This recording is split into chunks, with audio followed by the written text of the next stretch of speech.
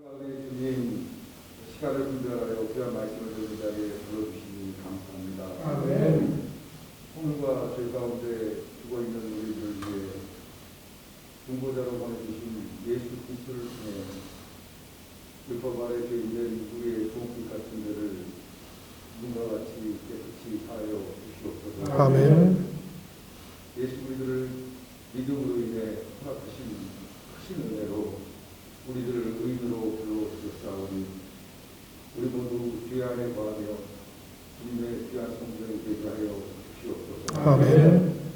이런 말씀을 전하실 담임 목사님에게 영육간의 강건함을 허락하시고 우리들의 눈과 귀를 열어주사 하나님의 말씀에 눈을 뜨고 그 뜻을 깨달아 그 말씀을 너희 중하는 복된 인생 되게 하여 주시옵소서. 아멘.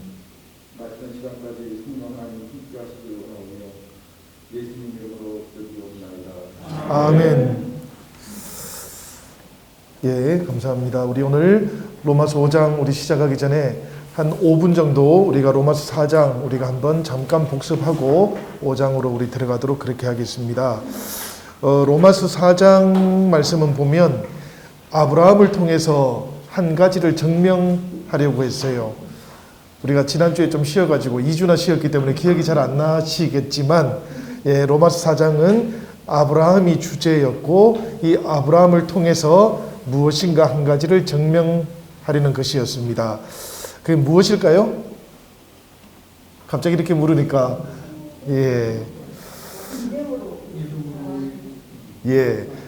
이게 이제 아브라함이라고 하는 사람의 육체적인 조건들 혹은 믿음이라는 것, 이것을 가지고 아브라함이 믿음의 조상이 되는 이유가 도대체 어디에 있을까? 이걸 설명하려고 했던 것이죠. 그래서 창세기 15장에 나오는 말씀 그리고 17장에 나오는 말씀, 이 두 가지를 대비시켜서 우리에게 비교를 해서 보여주기도 했던 것 같습니다. 로마서 4장 1절에는 보면 육신으로 우리 조상인 아브라함이 무엇을 얻었느냐 이렇게 물었어요. 육신으로 칭의를 얻었다고 말할 수 있겠느냐 이런 말씀입니다. 그죠? 이렇게 물음을 던지고 난 다음에 창세기 15장 6절에 나오는 말씀처럼 아브라함이 여호와를 믿으니 하나님께서 아브라함을 의롭게 여기셨다라고 그렇게 말씀했던 것이고요. 17장에 가서 보면 할례가 나옵니다. 그죠? 그렇지만 이것은 아브라함이 하나님께 의롭다 여김을 받은 이후에 있었던 사건인 것이죠. 시간적으로 그렇다는 이야기고요. 논리적으로는 보면 이 할례라는 것은 우리가 하나님으로부터 의롭다 여겼다라는 것에 대해서 사후에 확인해 준 거예요. 할례라는 건 그런 의미가 있는 겁니다. 그러니까 우리 세례도 사실은 마찬가지죠. 세례가 믿지 않는 사람에게 주지는 않지 않습니까? 믿는 사람에게 세례를 베푸는 것이지요. 그 세례를 통해서 하나님께서 의롭게 여기신다라는 것을 확인시켜주는 절차인 겁니다. 그러니까 우리가 조금 그렇게 이해를 하시면 되고요. 그렇게 보면은 할례라는 것, 이것은 사실은 이방인들도 믿으면 의롭게 될 수 있다라는 것을 오히려 보여주는 증거인 거죠.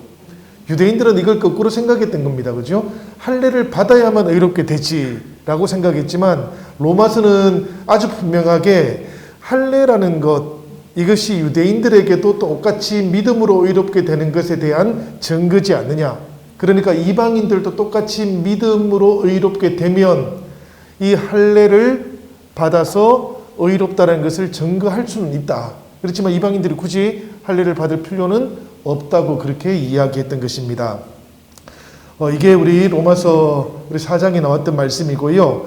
또 한 가지가 있는데 로마서 4장 15절에 나오는 말씀이에요.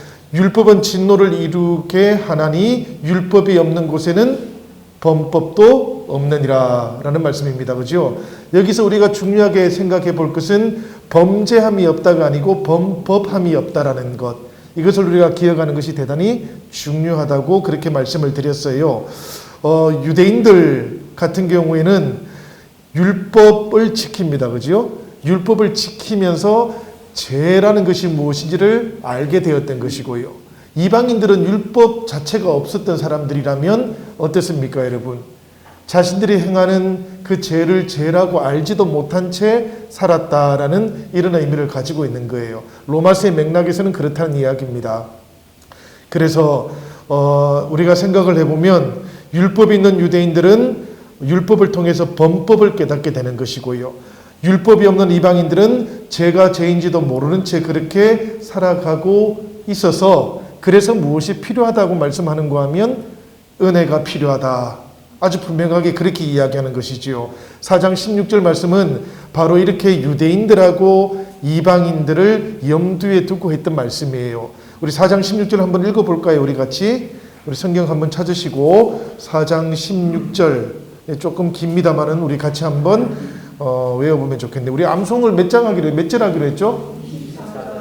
24절. 예. 우리 16절 하고 나서 우리 그 24절 우리 하도록 하고요. 다 같이 한번 우리 16절 한번 읽어보겠습니다. 그러므로 상속자가 되는 그것이 은혜에 속하기 위하여 믿음으로 되나니 이는 그 약속을 그 모든 후손에게 굳게 하려 하심이라.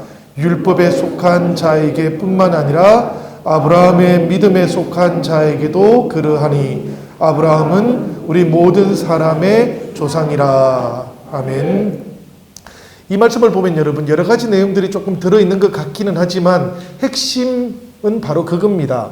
율법을 따라서 살아갔던 유대인들과 율법 없이 살아갔던 이방인들, 이들 모두를 대상으로 해서 아브라함이 왜 믿음의 조상인가 하는 것, 이것을 은혜를 통해서 설명하고 있다라는 그런 뜻이에요.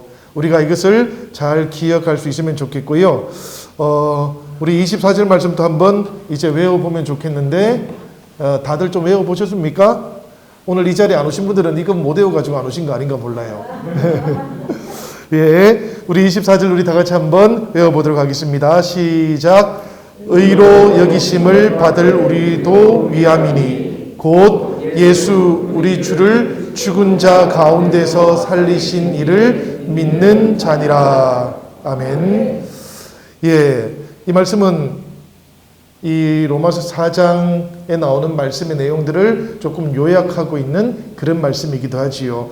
우리가 의로 여기심을 받았고 그래서 주 예수 그리스도를 믿는 사람이 되어서 죽음에도 연합되었고 살리심에도 연합되어 있는 존재들이라는 그런 말씀을 담고 있습니다. 예, 우리 오늘 로마서 5장을 조금 길게 해야 되기 때문에 여기까지만 우리 하고 계속 내용 읽어보도록 할 텐데요. 로마서 5장 1절부터 21절까지 우리 한번 같이 읽어보도록 하시지요. 저부터 해서 우리 오른쪽으로 돌면서 읽도록 하겠습니다. 그러므로 우리가 믿음으로 의롭다 하심을 받았으니 우리 주 예수 그리스도로 말미암아 하나님과 화평을 누리자. 또한 그 말미암아 우리가 믿음으로 성령의 이 은혜에 들어감을 얻었으며 하나님의 영광을 바라고 즐거워하느니라. 다만 이뿐 아니라 우리가 환난 중에도 즐거워하나니 이는 환난의 인내는 연단은 소망을 이루는 줄 알리로다. 소망이 우리를 부끄럽게 하지 아니하니 우리에게 주신 성령으로 말미암아 하나님의 사랑이 우리 마음에 부음과 됩니다. 우리가 아직 연약할 때에 비약대로 그리스도께서 강건하지 않은 자를 위하여 죽으셨도다.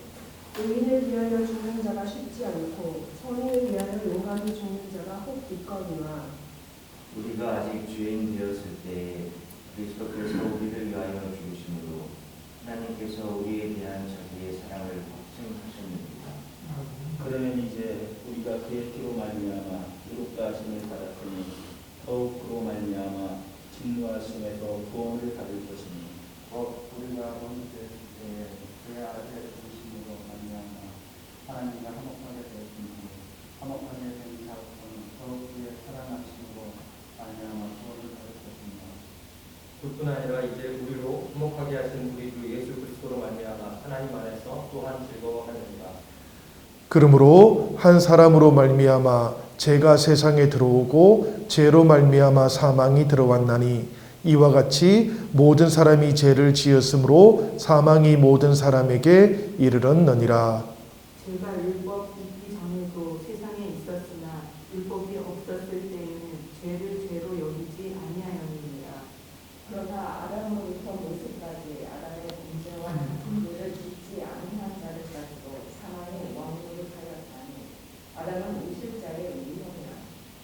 그러나 이 은사는 그 범죄와 같이 아니하니 곧 한 사람의 범죄를 인하여 많은 사람이 죽었은즉 더욱 하나님의 은혜와 또한 한 사람 예수 그리스도의 은혜로 말미암은 선물은 많은 사람에게 넘쳤느니라.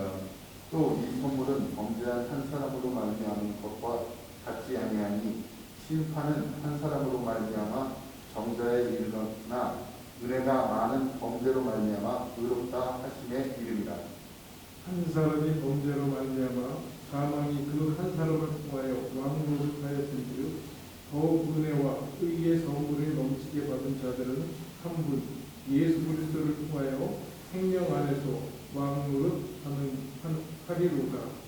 그런즉 한 범죄로 많은 사람이 정죄에 이른 것 같이 한 의로운 행위로 말미암아 많은 사람이 의롭다 하심을 받아 생명에 이르렀느니라.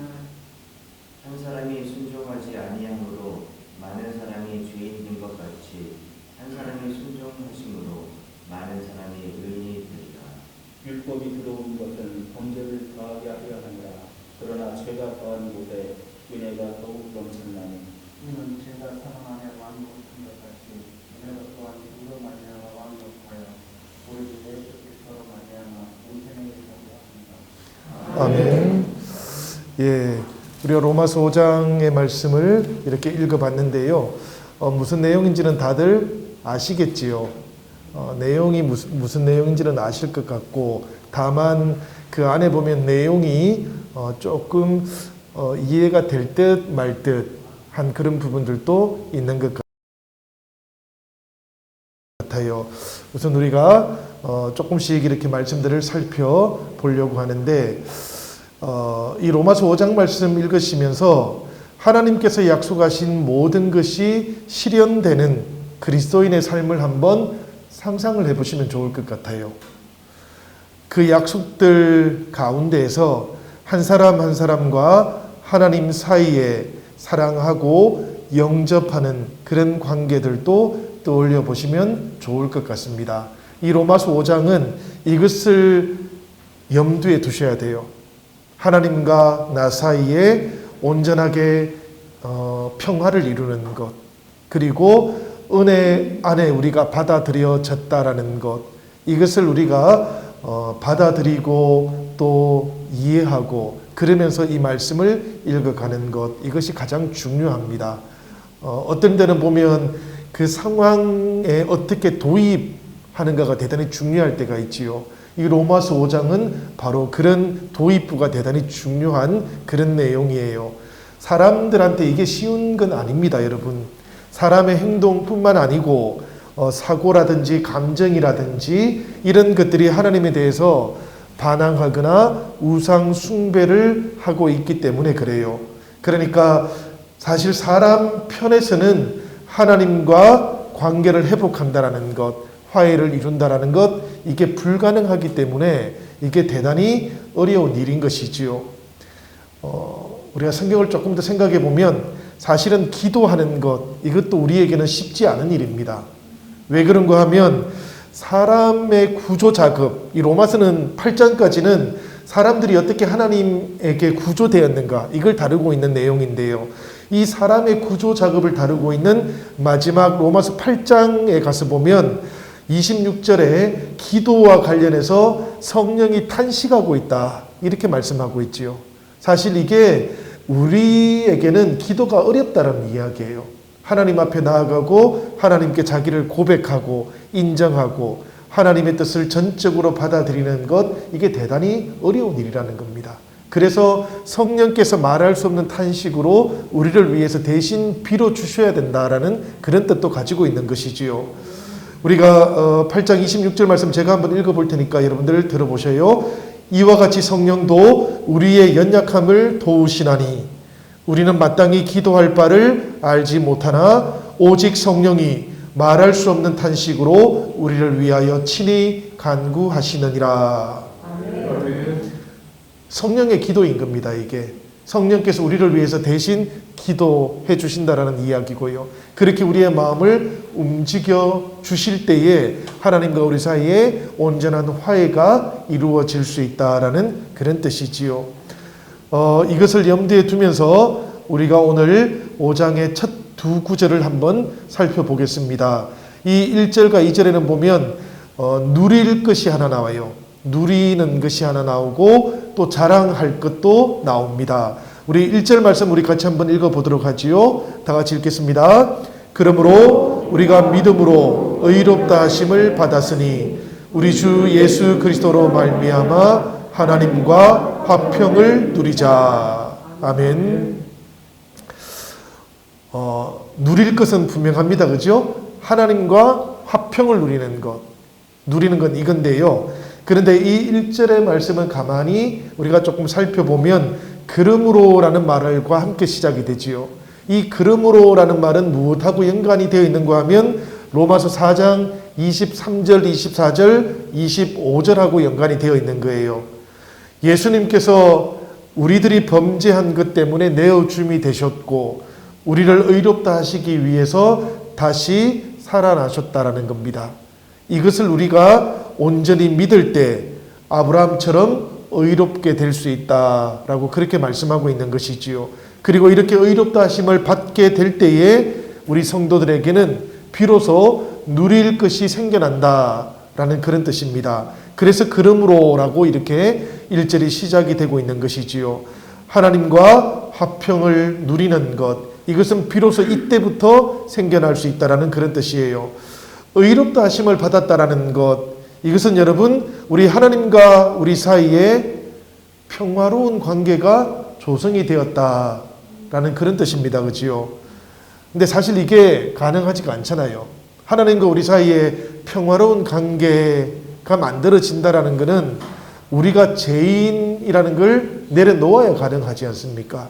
우리가 하나님과 원수 되었던 것, 이것도 내려놓아야만 가능한 일인 것이지요. 그러니까 사람의 편에서 본다면 이게 불가능한 일이었던 것입니다. 그런데 예수 그리스도 그분이 우리를 대신해서 십자가에 자신을 내어주셨던 것, 그리고 우리를 위해서 다시 부활하셨던 것, 이것에 의지하면 우리가 하나님과 화평의 관계 속으로 들어갈 수 있다라고 그렇게 말씀하고 있는 것이지요. 이 지점에서 다시 우리들의 모습을 돌아봐야 되는 겁니다, 여러분. 의롭다고 여겨주셨을 때에 우리들 모두에게 하나님께서 부어주셨던 이런 화평의 마음, 우리가 잘 발견해야 되기 때문에 그래요. 사실 우리들에게 이 화평의 마음이 있는 겁니다, 이제는. 이게 그냥 노력하고 내가 의지를 가지어서 생기는 게 아니고 예수 그리스도 그분에게 연합이 되었기 때문에 우리 안에 성령께서 부어주시는 마음인 거예요. 그래서 이 화평의 마음들은 성도들은 누구나 다 가지고 있는 겁니다. 이게 없는 사람 없어요. 교회 안에서 때로는 그런 경우가 잘 없으시겠지만 때로는 너무 자기 중심적이고 또 자기 주장만 강하신 분들을 만난다고 할지라도 그분 속에 성령께서 부어주셨던 하나님과의 이 화평의 마음이 있다는 것을 우리는 의심하지 않는 겁니다. 교회는 언제라도 그 화평의 마음이 있다라는 것, 이것을 믿고 있고 알고 있고 그 신뢰 속에서 살아가는 곳인 것이지요. 그래서 이 화평의 마음으로 우리들도 사실은 하나님께로 나아가야 되는 겁니다. 이것이 1번이에요. 1번. 우리가 형제 자매들을 만나는 것, 여기에도 사실은 하나님과 만나는 이 화평이 우리 안에 온전히 역사할 때 비로소 가능해지는 것이겠지요. 그래서 저는 이런 생각을 해봅니다. 성도들은 정의로운 섬김, 이것보다 반드시 앞서서 붙잡아야 되는 게 있어요. 이게 무엇인고 하면 나의 내적인 평화의 마음인 겁니다. 근데 이게 그냥 내가 명상하거나 이런 것이 아니고 예수 그리스도 그분 때문에 생겨난 하나님과의 평화의 마음, 화평의 마음, 이것이 가장 중요한 것이다라는 그런 뜻이에요. 우리가 오늘 이 로마서 5장의 말씀 1절의 말씀을 묵상하면서는 이것을 꼭 기억하고 또 누릴 수 있으시기를 부탁드립니다. 2절의 말씀을 보니까 자랑할 것도 나와요.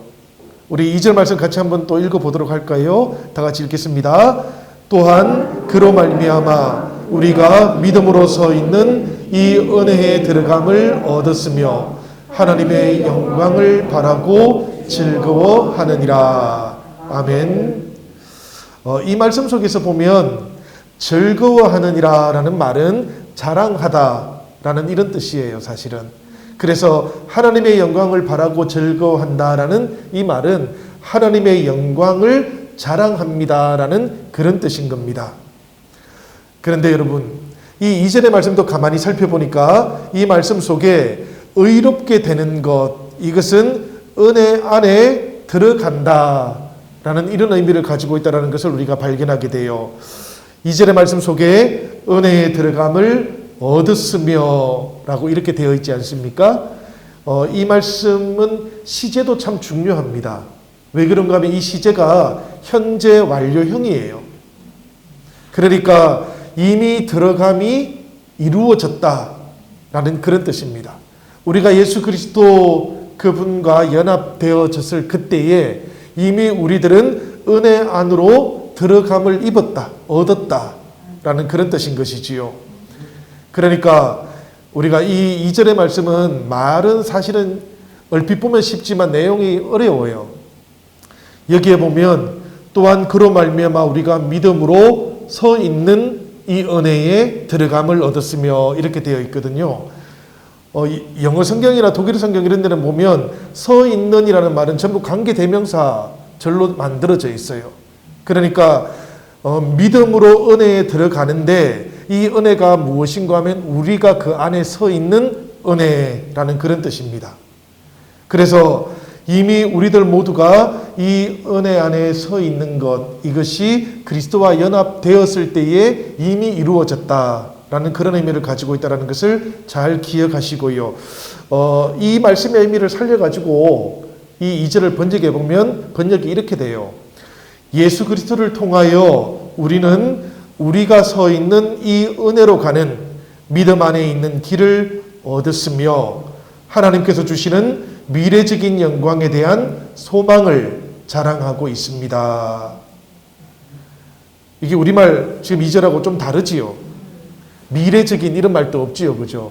근데 사실은 그 루터 성경은 보면 그 헬라어를 그대로 직역을 해놓기 때문에 미래적인 영광이라고 그렇게 표현합니다. 사실 하나님의 영광이라는 것은 지금 현재 이루어지는 것이 아니고 나중에 미래에 이루어질 일이기 때문에 우리말 성경에서 미래적이란 말이 들어있질 않아요.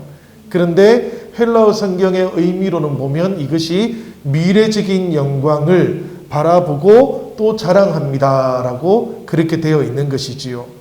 믿음으로 의롭다 하심을 얻는다는 것, 이것은 우리들 모두가 하나님의 주권적인 은총 가운데 살아가게 되었다라는 그런 뜻이고, 5장 21절의 말씀에 보면 은혜가 의를 통해서 다스리며 우리들은 이 은혜 안에서 살아간다라는 그런 뜻을 가지고 있어요. 5장 21절의 말씀이 그래서 이 5장의 마지막 부분을 구성하고 있는 것이기도 하고요.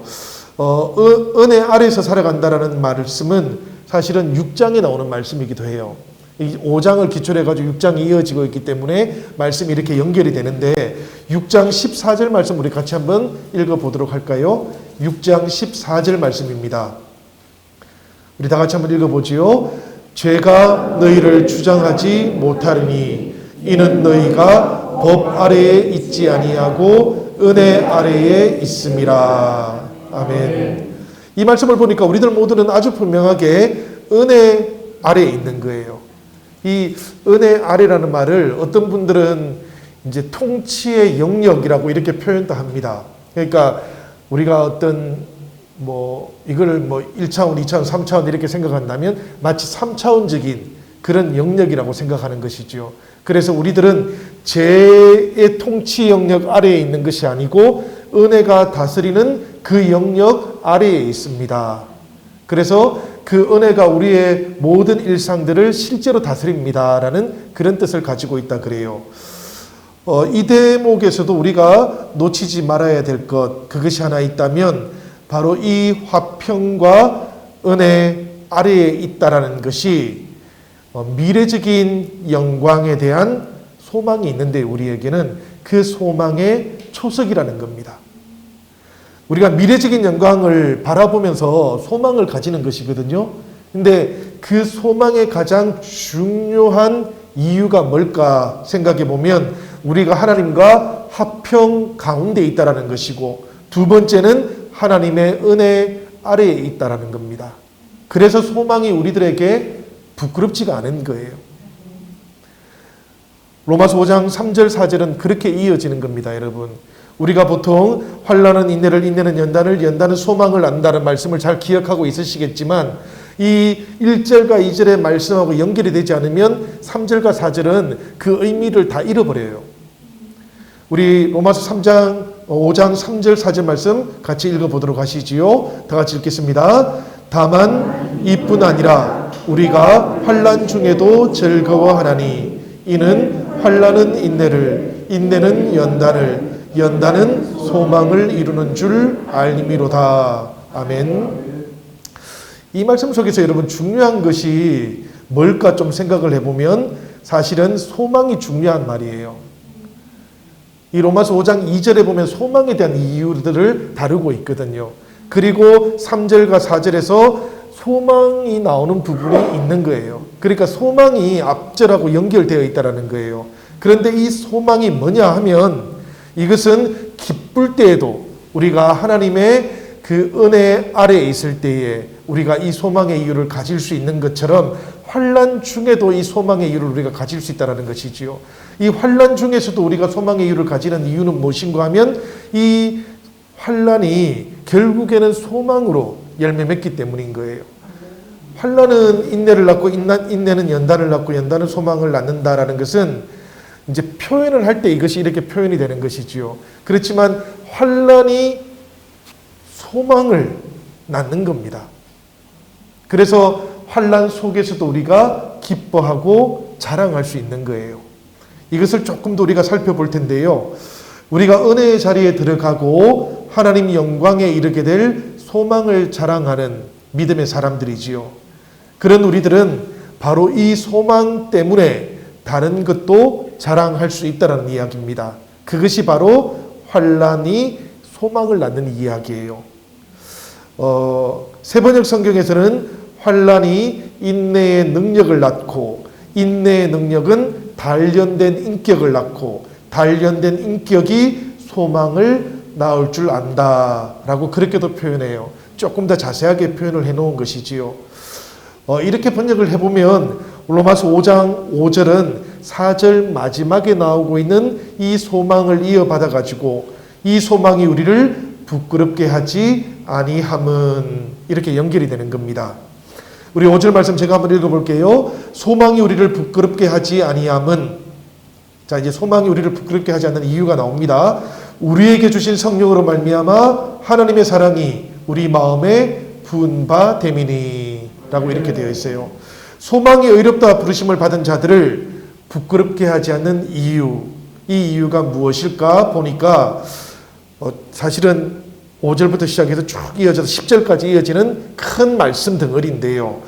하나님의 사랑 때문이다 라고 그렇게 표현합니다. 이 하나님의 사랑 때문에 우리가 하나님의 그 은혜 아래에 있게 되었고요. 또 우리가 믿음 가운데서 예수 그리스도와 연합될 수 있었다라는 그런 뜻이지요.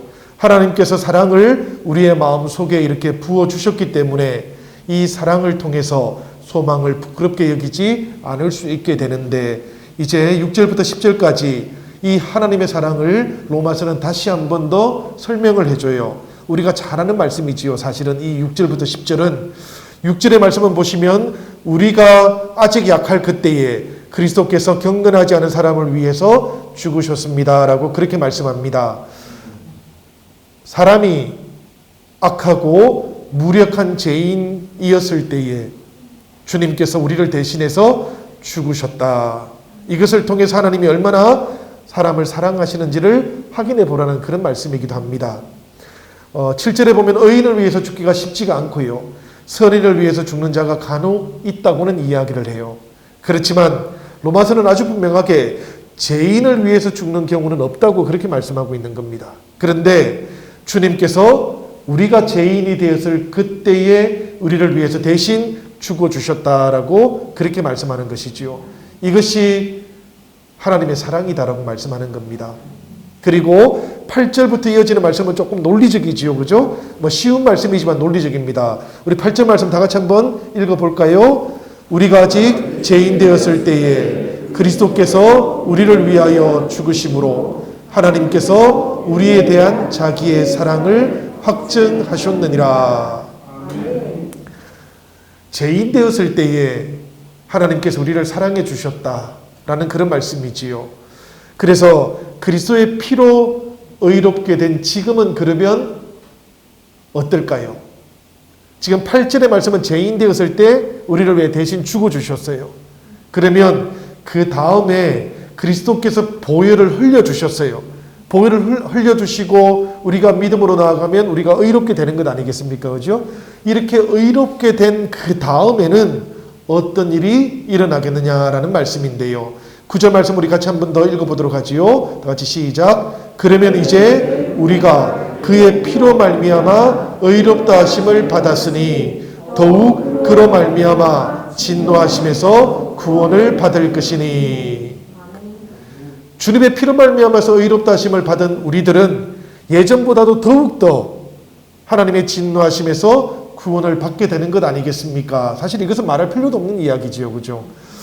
원수가 되었을 때에 아들의 죽으심으로 하나님하고 우리가 화목의 관계 속으로 들어갔다면 화목하게 된 이후에는 그 아들의 살아나심으로 말미암아 더욱더 구원을 받게 된다. 이건 사실은 이런 것 같아요. 우리가 죄인 되었을 때는 그리스도께서 죽으셔가지고 우리가 하나님과 화해가 되었어요. 그래가지고 하나님과 우리가 화해되고 화목하게 된 그 다음에는 우리에게는 사실은 예수 그리스도의 죽음이 아니라 예수 그리스도의 부활하심을 통해서 하나님께로 나아가는 은혜만 있는 것입니다. 그래서 이렇게 표현하고 있는 것이지요, 사실은. 그러니까 죽으셨다라는 말은 의미가 있고요. 살아나심으로 말미암아라는 것은 우리가 반복해서 설명하지 않아도 충분히 이해가 될 만한 그런 내용일 것 같습니다. 우리 10절의 말씀 우리 한번 보시지요. 다 같이 한 번 더 읽겠습니다. 곧 우리가 원수 되었을 때에 그의 아들의 죽으심으로 말미암아 하나님과 화목하게 되었은즉 화목하게 된 자로서는 더욱 그의 살아나심으로 말미암아 구원을 받을 것이니라. 아멘. 우리가 보면은 6절, 7절, 8절, 9절까지의 말씀을 이 10절이 한마디로 딱 정리해 놓고 있는 것이지요. 그래서 우리가 원수 되었을 때에 주님의 십자가를 통해서 하나님과 화해가 되었고요. 화목하게 된 그 다음에는 주님의 부활하심을 통해서 우리는 더욱더 구원을 받고 있다라는 그런 말씀이겠습니다. 그러니까 지금 다시 소망으로 돌아가는 겁니다. 이러니까 소망이 어떻게 우리를 부끄럽게 할 수 있겠느냐라는 그런 말씀인 것이지요. 이 1절, 2절, 3절, 4절에 나오는 이 소망의 이유가 6절부터 10절까지 쭉 설명이 되고 있었다라는 그런 이야기예요. 그리고 이 설명을 보니까 이 소망이라는 것은 우리를 절대로 부끄럽게 할 리가 없다라는 그런 뜻입니다. 우리가 현재 속에서 그리스도의 신실하심과 우리의 믿음에 기초해가지고 하나님의 은혜를 믿는 믿음으로 의롭게 여겨진 겁니다. 그것을 우리가 칭의라고 그렇게 부르지요. 이 칭의라고 하는 약속의 징표, 그것이 바로 소망 가운데 우리가 살아가는 거예요. 그러니까 우리가 믿음, 소망, 사랑 이렇게 표현하는데 이 소망이라는 것은 우리가 막연하게 믿는 게 아닙니다. 하나님의 사랑의 기초에서 우리가 믿음을 가지고 소망하는 거예요. 그러니까 그 소망을 가지고 우리가 바라볼 때에 이 소망이 우리를 부끄럽게 하지 않는다라는 그런 뜻입니다. 사실은 대단히 자랑스러운 것이지요. 그래서 어려운 일도 하시는 하나님께서 쉬운 일은 얼마나 더 잘 하실 수 있을까? 우리가 굳이 표현해 본다면 로마서 5장 1절부터 10절까지의 말씀은 이렇게 표현해 볼 수 있는 겁니다. 사실 하나님께는 그리스도 예수를 통해서 화해된 우리를 축복하시고 또 구원해 주시는 일은 너무나 쉬운 일이시다라는 그런 뜻이에요.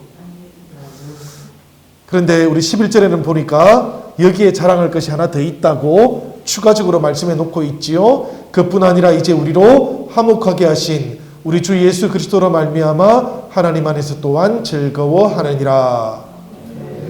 이 말씀은 주 예수 그리스도로 말미암아 하나님을 자랑합니다라는 그런 뜻이에요. 여기에 끝에 나오는 즐거워합니다라는 말은 전부 다 자랑합니다라는 그런 뜻인 겁니다.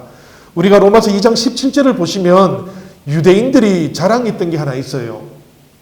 2장입니다. 2장에 무엇을 자랑했는가 하면 율법을 자랑했어요.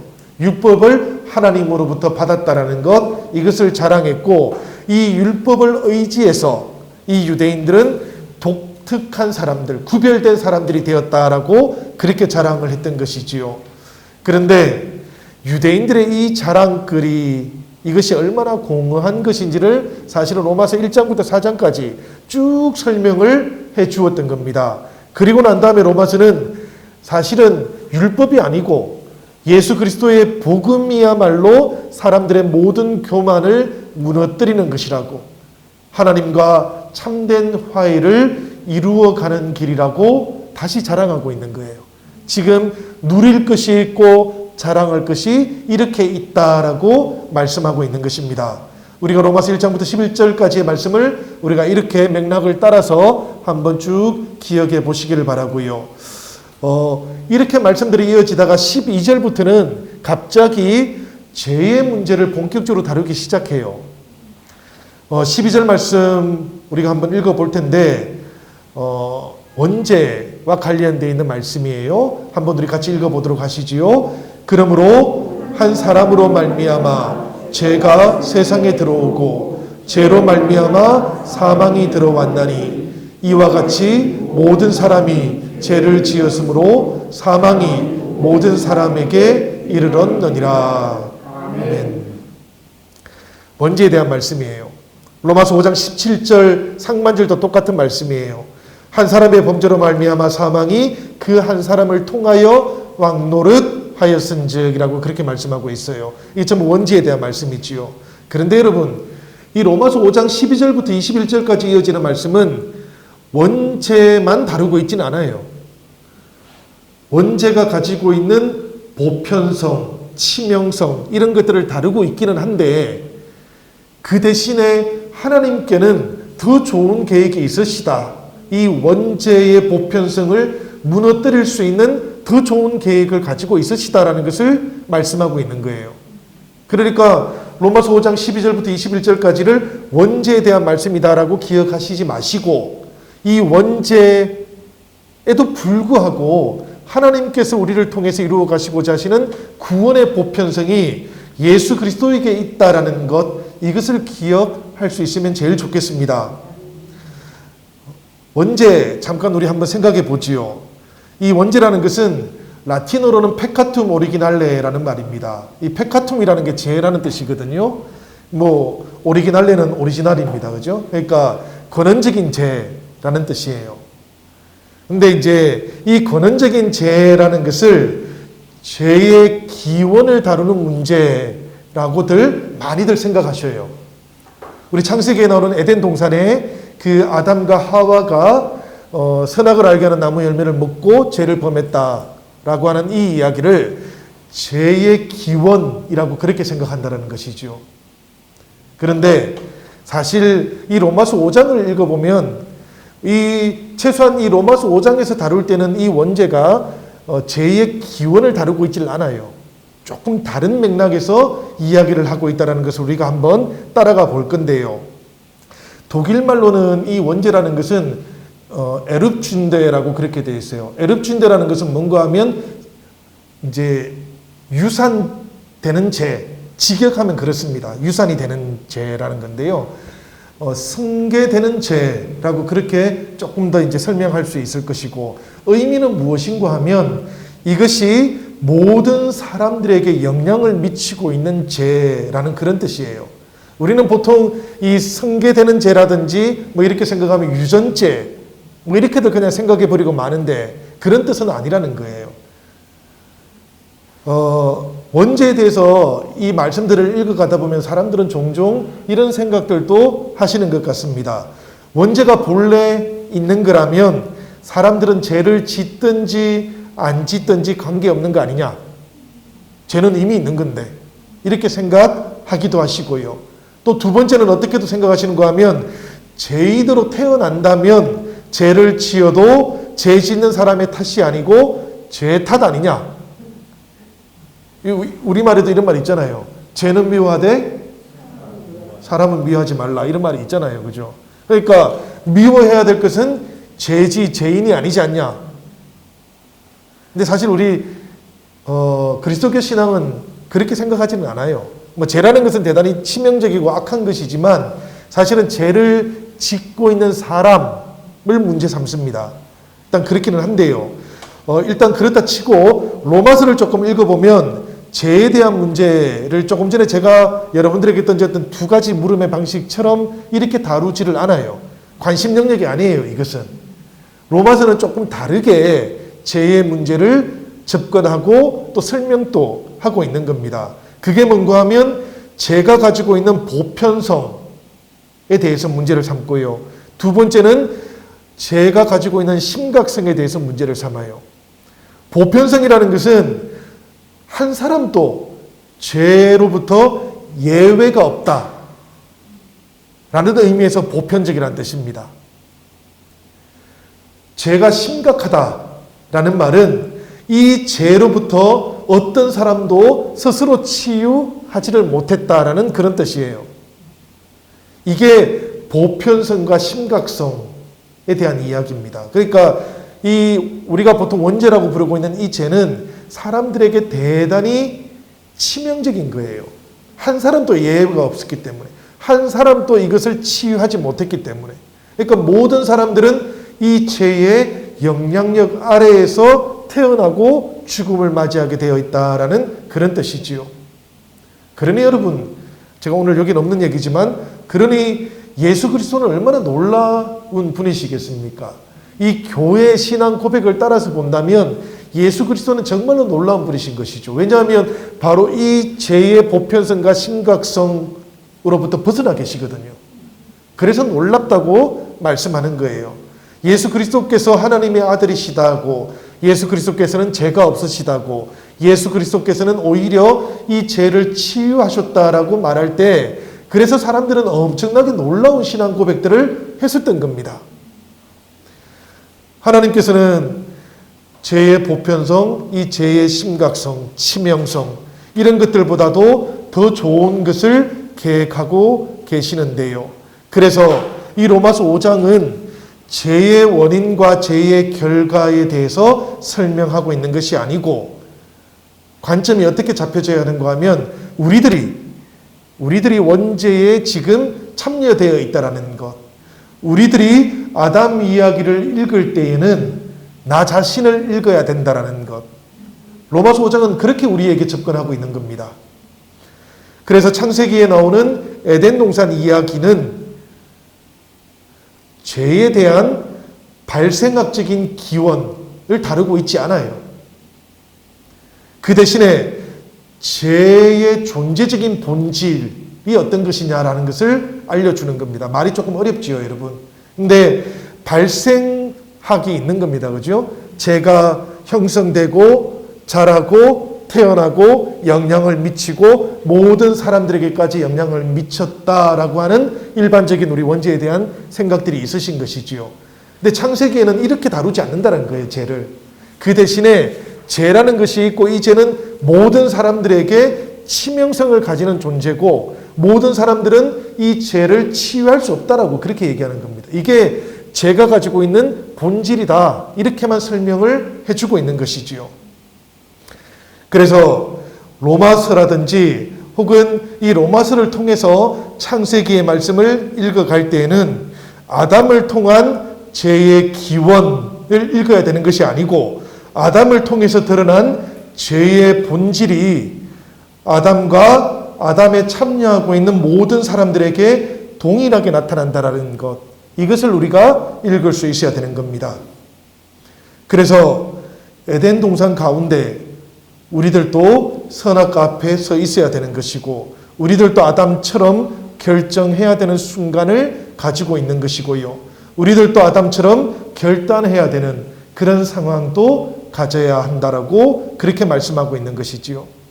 그래서 이 로마서 5장의 말씀을 보면 죄 지은 사람 혹은 앞으로 죄 지을 사람 이런 것들을 경험도 하지 않고 미리 딱 정해주는 죄의 기원에 대한 말씀이 아니라는 이야기입니다.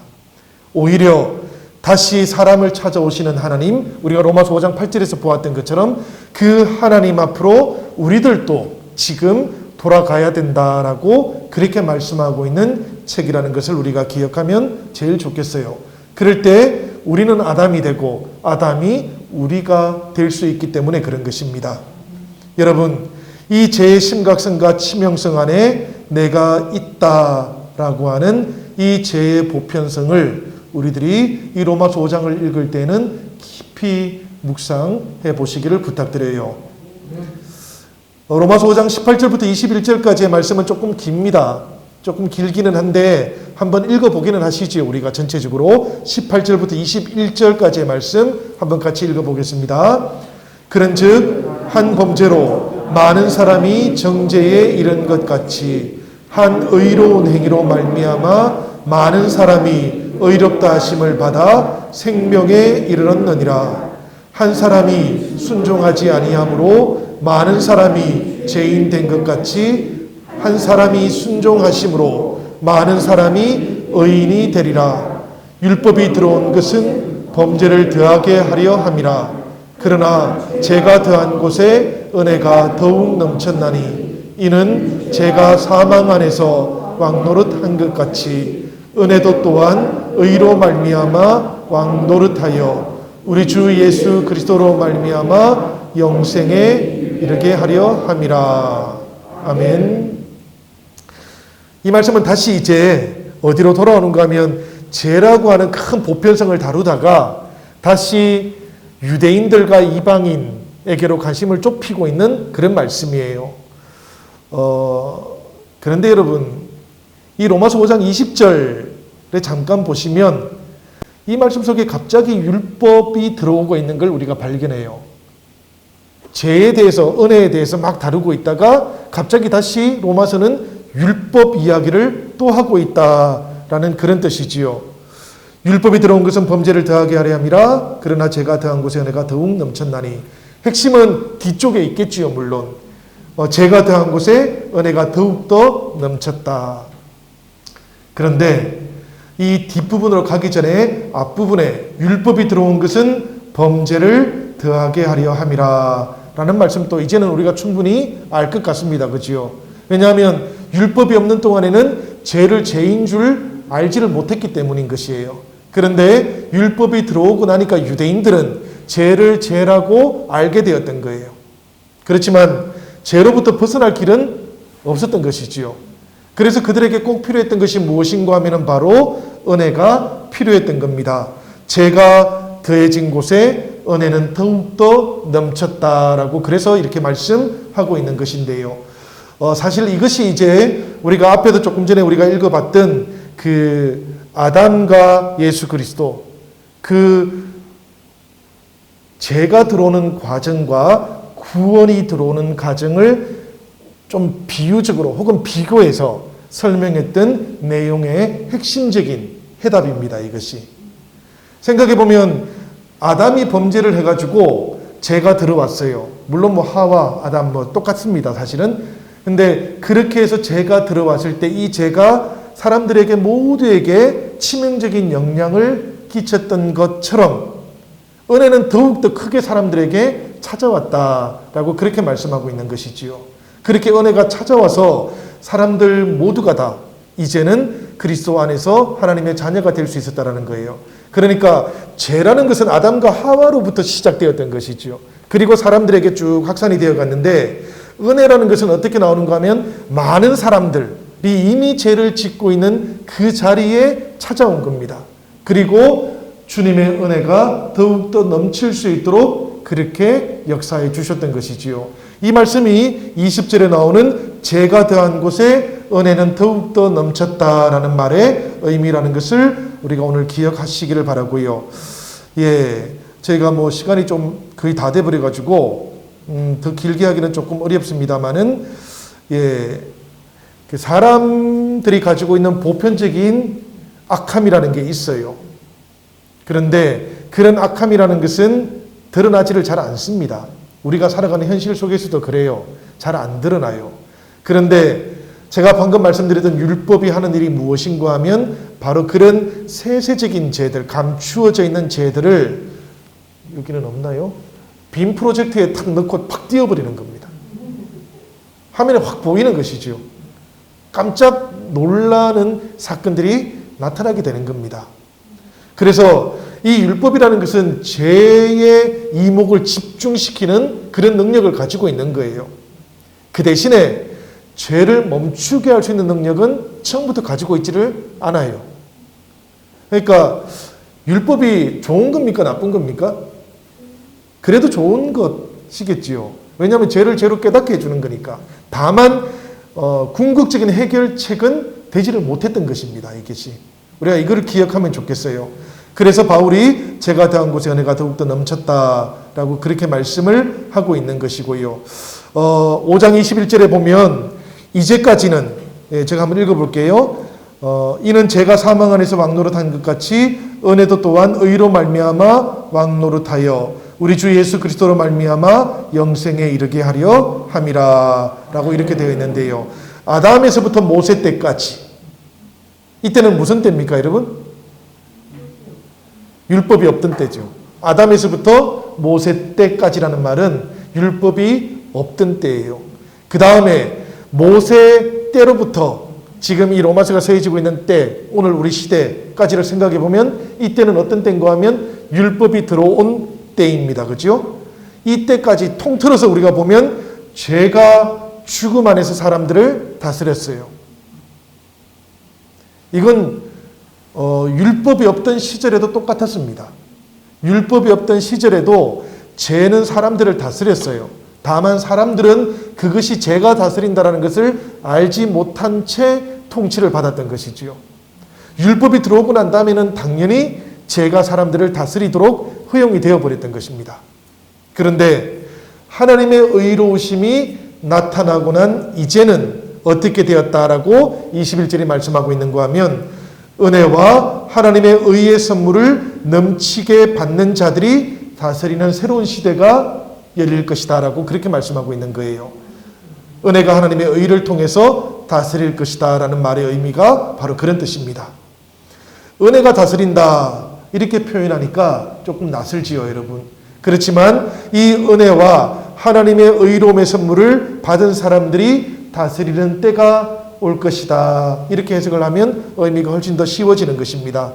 이 다스림이 우리들을 하나님의 나라로 인도해 갈 것이고, 이 다스림을 로마서에는 표현은 안 되어 있는데요. 요한계시록이라든지 이런 데는 보면 천년왕국, 새하늘과 새 땅이 펼쳐지게 되는 천년왕국의 모델을 통해서 우리에게 새로운 시대, 새로운 역사가 열리는 시대로 우리에게 알려주고 있기도 한 것이지요. 오늘 로마서 5장 말씀 시간이 다 되었는데요. 여기까지 하고 제가 마무리를 해야 되겠습니다. 혹시 다음 주에 시간이 되면 20절, 21절은 조금 더 제가 다룰 수 있도록 그렇게 하겠습니다. 예, 우리 로마서 5장 말씀 우리가 지금 쭉 이렇게 훑어봤는데 혹시 궁금하신 것 있으실까요? 궁금하신 것은 없으십니까? 있기는 한데요. 네. 알겠습니다. 우리 지금 오늘 우리 공부 참석하셨던 분들이 조금 많이들 이렇게 빠지셨어요. 우리 출타하신 분들이 좀 많으시고 그렇습니다만은 로마서 5장 말씀 다시 한 번 더 여러분들 쭉 읽어 가시면 좋을 것 같고, 말씀 통해서 은혜와 만나는 그런 시간 되시기를 바랍니다. 예, 우리 잠깐 제가 기도하고 오늘은 마치도록 하겠습니다. 은혜로우신 아버지 하나님, 이 로마서 5장의 말씀을 통해서 우리들 모두가 하나님의 은혜 속으로 들어갑니다. 아버지 하나님, 저희를 불러주시고 우리가 주님을 온전히 마음속으로 영접함으로 주님 베풀어 주시는 그 은혜 안에 주여 우리들의 거처를 삼아사오니 사랑하는 모든 성도들 하나님께서 만나주시고 또 지켜주시고 동행하여 주옵소서. 날마다 믿음으로 살게 하시고 그 마음속에 화평을 품게 하시며 아버지여 우리가 만나는 모든 이들과 하나님 앞에서 화평의 사람으로 살아가는 우리 영신의 모든 지체들이 될 수 있도록 인도하여 주시옵소서. 하나님께서 우리를 죄인 되었을 때에 사랑해 주셨습니다. 그리하여 우리가 은혜를 받고 평화를 누리고 화평을 누린 후에는 더욱더 하나님을 바라보며 하나님의 은혜와 소망 가운데 살아갑니다. 이 소망이 우리를 부끄럽게 하지 아니할 것을 오늘 말씀을 통해서 우리가 다시 깨닫사오니 주여 더욱더 우리가 하나님 베풀어 주시는 그 소망을 바라보며 날마다 믿음으로 결단하며 나아가도록 인도하여 주시옵소서. 우리 주님께 모든 것을 감사드리며 예수님 거룩하신 이름으로 간절히 기도 올리옵나이다. 아멘. 수고들 하셨습니다.